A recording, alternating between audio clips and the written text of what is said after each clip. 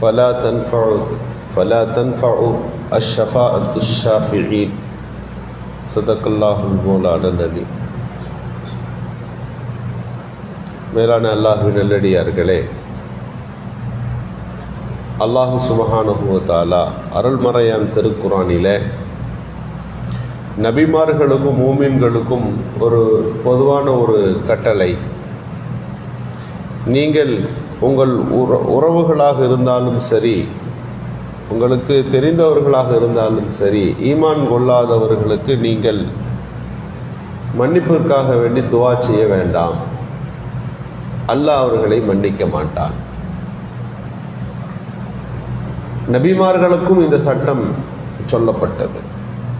இப்ராஹிம் அலைஹிஸ்ஸலாம் தன் தந்தைக்கு துஆ செய்த போது, அல்லாஹ் ஈமான் கொள்ளாதவர்களின் அமல்களை ஏற்க போவதில்லை, ஈமான் கொள்ளாதவர்களுக்கு வெற்றி இல்லை என்று அல்லாஹ் சொல்லி, ஈமான் கொள்ளாதவர்கள் உங்கள் உறவினர்கள் அல்ல என்று சொல்லிவிட்டார்.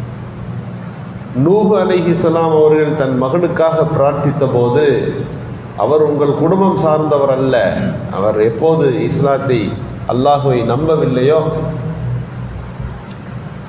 அவருக்கு நீங்கள் பரிந்துரை செய்யக்கூடாது என்று அல்லாஹ் தடுத்து விட்டார். நபிகள் நாயகம் ஸல்லல்லாஹு அலைஹி வஸல்லம் அவர்களுக்கும் இதே சட்டம்தான். பெருமானார் ஸல்லல்லாஹு அலைஹி வஸல்லம் முனாஃபிகீன்களுக்காக வேண்டி ரொம்ப பரிந்து அவர்களுக்காக துஆ செய்த போது அல்லாஹ் சொன்னான், நீங்கள் 70 தடவை மன்னிப்பு கேட்டாலும் அல்லாஹ் அவர்களை மன்னிக்கப் போவதே இல்லை என்று அல்லாஹ் சொல்லிவிட்டார். நபிமார்களுடைய துவாக்கள் கூட அவர்களுடைய குடும்பத்தார்களுக்கு பயன் தரவில்லை. காரணம், ஈமான் இல்லை. இங்கே ஒரே ஒரு விதிவிலக்கு நடக்கிறது. நபிகள் ஸல்லல்லாஹு அலைஹி வஸல்லம் அவர்களுடைய பெரிய தந்தை அபூ தாலிப், இவரும் இஸ்லாத்தை ஏற்காமல் மரணித்து போனார்.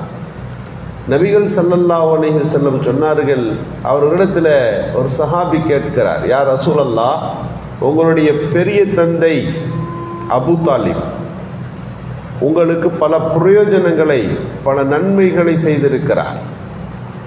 பல இஸ்லாத்துக்கு ஆரம்ப காலகட்டத்தில் அவர் செய்த உதவிகள் அதிகம், ஏராளம்.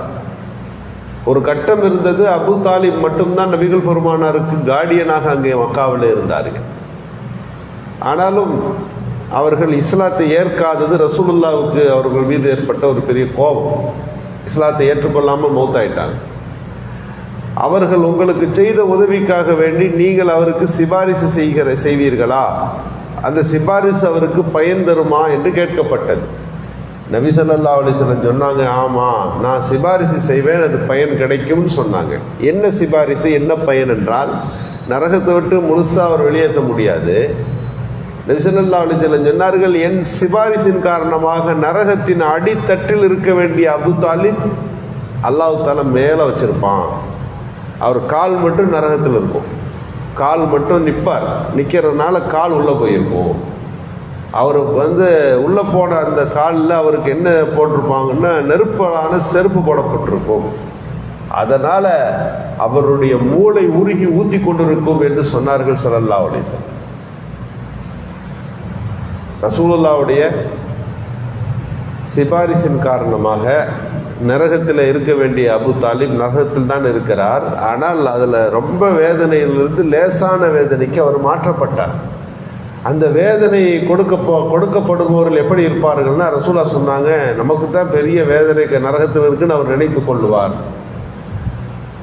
ஆனால் அதுதான் இருப்பதிலேயே லேசான ஒரு வேதனை என்று ஸல்லல்லாஹு அலைஹி வஸல்லம் அவர்கள் பெருமானாருக்கு உதவி செய்ததாலே இந்த மாற்றம் அங்கு நடந்தது என்று அங்கே நமக்கு எழுதி தருகிறார்கள் முஸ்லிம் ஷரீஃபில்.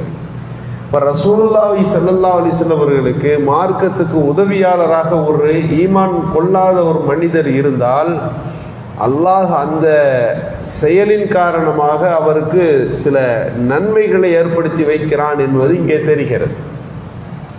ரசூலுல்லாவுக்கு ரொம்ப விரோதமாக இருந்த ரசூலுல்லாவுடைய உறவினர்கள் அபூ லஹப் ஒருத்தர். குர்ஆனில் அவர் நாசமாகட்டும்னு வசனம்லாம் வந்திருக்கு.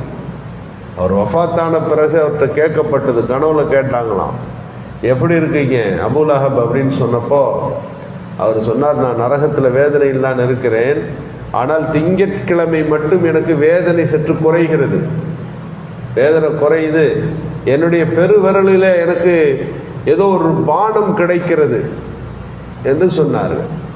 என்ன காரணம், ஏன் இப்படி உங்களுக்கு நடக்கிறது அப்படின்னு கேட்டப்ப, ஒண்ணுமில்ல, ரசூலுல்லா பிறந்தது, என்னுடைய தம்பி அப்துல்லாவுக்கு ஒரு ஆண் பிள்ளை பிறந்திருக்குதுன்னு செய்தி ஃபர்ஸ்ட் சொன்னப்போ காபாவின் பக்கத்தில் நான் நின்றிருந்தேன். வந்து சொன்ன உடனே அந்த சுவைபா என்கின்ற அடிமை பெண்ணை, நீ உரிமை சுப செய்தி சொன்னதால் நீ உரிமையாகி விட்டாய் போ என்று சொல்லி அந்த பெண்ணை நான் என்னுடைய விரல் சொல்லி ரசூலுல்லா பிறந்ததற்காக வேண்டி நான் சந்தோஷப்பட்டேன்.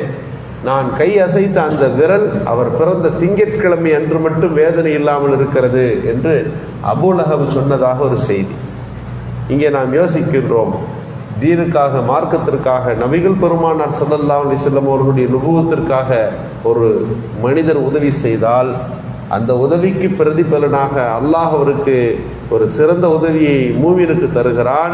ஈமான் கொள்ளாதவராக இருந்தால் நரகத்தில் கூட அவருக்கு வேதனை சற்று குறைகிறது என்பது இந்த நிகழ்வுகளிலிருந்து கிடைத்திருக்கக்கூடிய செய்தி.